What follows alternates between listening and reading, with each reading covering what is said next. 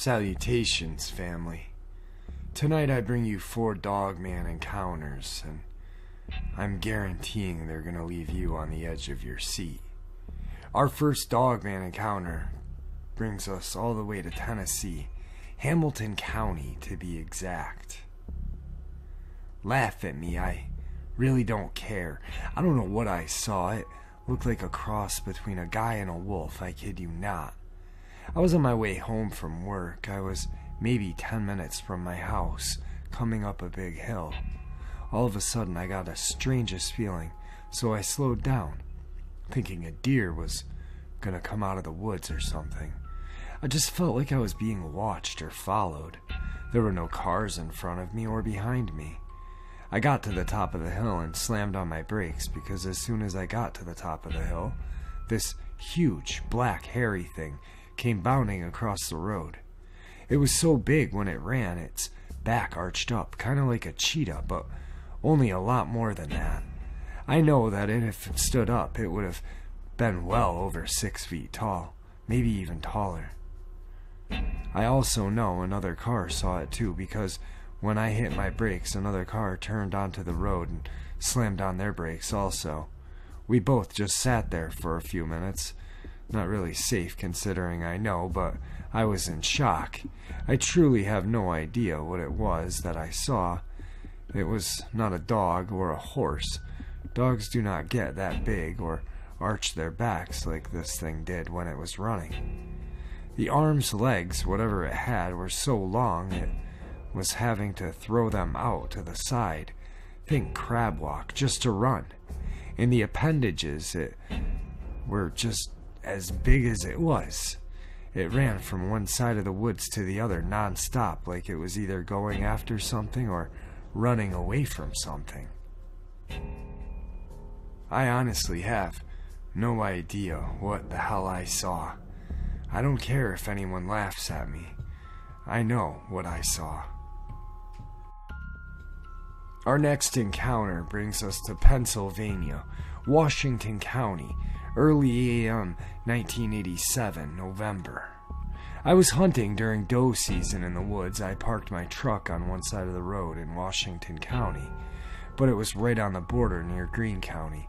Anyway, I was in my tree stand looking for deer and heard a lot of rustling leaves near me. I then saw this wolf-like thing running on its hind legs. It stopped for a moment, sniffed the air, and then ran off. I sat in the tree stand for hours till the sun was high in the sky, and then I cautiously returned to my truck. I gave up hunting after this experience. Our next encounter brings us back to Tennessee, Jefferson County, around 11 p.m., 2012.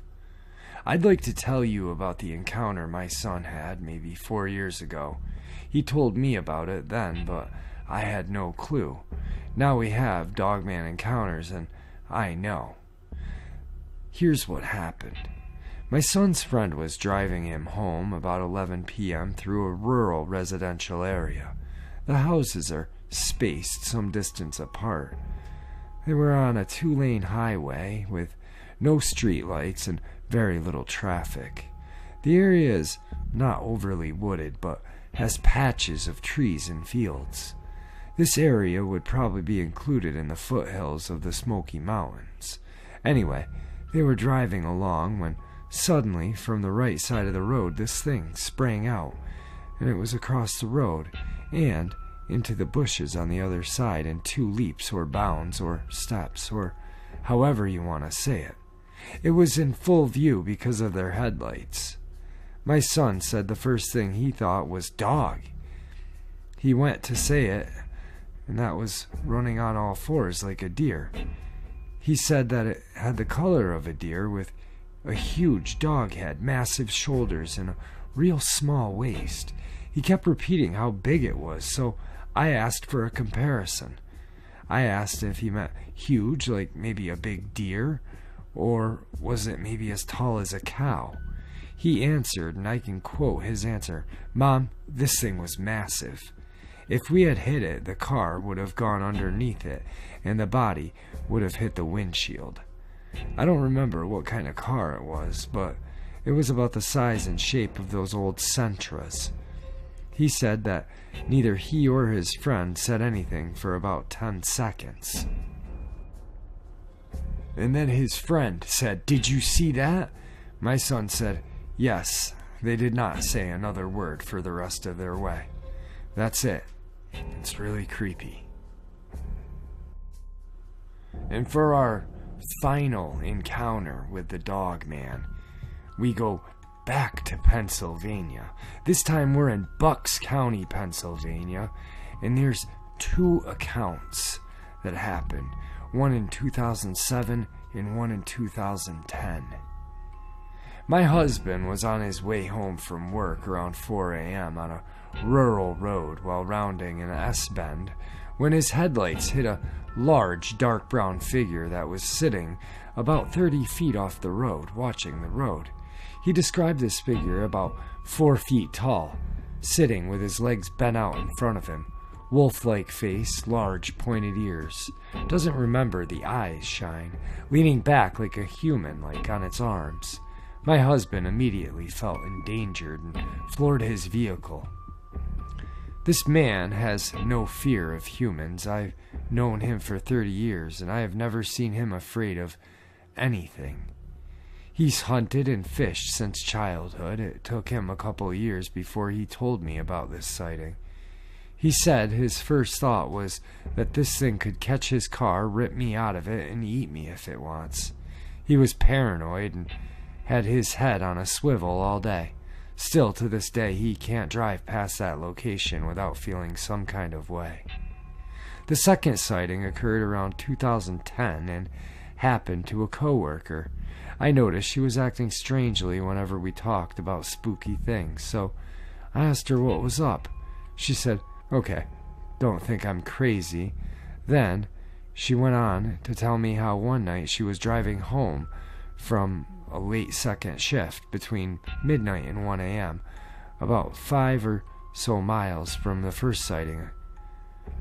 She had to slow down to a near stop to turn onto a road that would take her home. That's when she began to hear what sounded like running alongside of her car. That's when she glanced out her driver's side window and saw the most horrible face. Her first thought was werewolf. She described it as being black and gray in color with large teeth. She said she didn't look again, but could hear it running next to the car until she reached 45 miles an hour. That's no joke on the back road. She was scared out of her wits. After arriving home, she ran to the door, dropped the keys, went inside, closed all the curtains, and didn't sleep a wink that night. We're both nurses, and I've known her for about 7 years. She grew up in New York City and is not a storyteller. Neither of these people like to talk about their sightings.